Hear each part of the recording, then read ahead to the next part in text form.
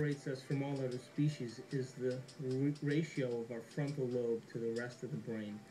The frontal lobe is an area of the brain that's responsible for firm intention, for decision making, for regulating behavior, for inspiration. It is the seat of what causes us to take information from our environment and process it and store it in our brain to make decisions or choices that are different than the decisions and choices that we've made in the past. Free will resides in our frontal cortex, and we can train ourselves to make more intelligent choices and to be conscious of the choices we're making.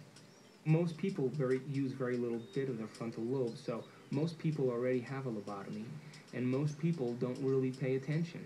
So everybody has ADD, and the result of it is it's easier to use the already wired circuits and the stimulus and chemistry that's involved with using those automatic circuits than to stop those circuits and begin to look at possibilities and potentials. So the point is that when we're using those automatic programs that are already wired, they take place in the rest of the brain. And the frontal lobe gets to go to sleep. So even though we think we have the free will to choose, we don't really have free will. What we're doing is choosing what we already know. The brain is made up of tiny nerve cells called neurons.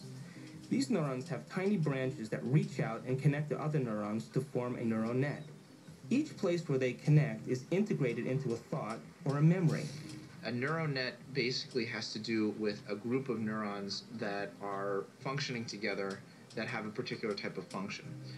People have looked at these in terms of what have been called cognitive modules, so that there may be neural nets, a group of nerve cells in either the same structure or across the brain that have certain functions that allow us to process information in a particular way.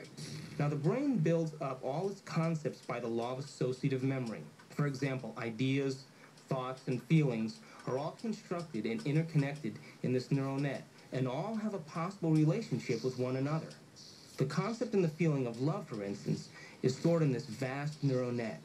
But we build the concept of love from many other different ideas. Some people have love connected to disappointment. When they think about love, they experience the memory of pain, sorrow, anger, and even rage. Rage may be linked to hurt, which may be linked to a specific person, which then is connected back to love. Every observation can be looked upon as a quantum measurement. This quantum measurement produces memory. We always perceive something after reflection in the meter of memory. It is this reflection in the meter of memory that gives us that sense of I-ness, who I am. The brain does not know the difference between what it sees in its environment and what it remembers, because the same specific neural nets are then firing. We know physiologically that nerve cells that fire together wire together. If you practice something over and over again, those nerve cells have a long-term relationship. If you get angry on a daily basis, if you get frustrated on a daily basis, if you suffer on a daily basis, if you give reasons for the victimization in your life, you're rewiring and reintegrating that neural net on a daily basis, and that neural net now has a long-term relationship with all those other nerve cells called an identity. We also know that nerve cells that don't fire together no longer wire together. They lose their long-term relationship because every time we interrupt the thought process that produces a chemical response in the body, every time we interrupt it, those nerve cells that are connected to each other start breaking the long-term relationship. If we practice our mental rehearsal and our skill in being able to do it will show that certain brain circuits will grow as a result of our effort. It'll get easier to do, in other words. If we accept that idea, then it will allow us to go back the next day and do it with more certainty and with more acceptance. That in itself is no different than praying. You see, there's no religious text that says thought doesn't matter. There's no religious text that doesn't say your prayer and your intention shouldn't be answered by God. But explaining how that happens is what quantum physics and the observer is all about. But still, when we can make thought more real than anything else, Our brain is designed to do that.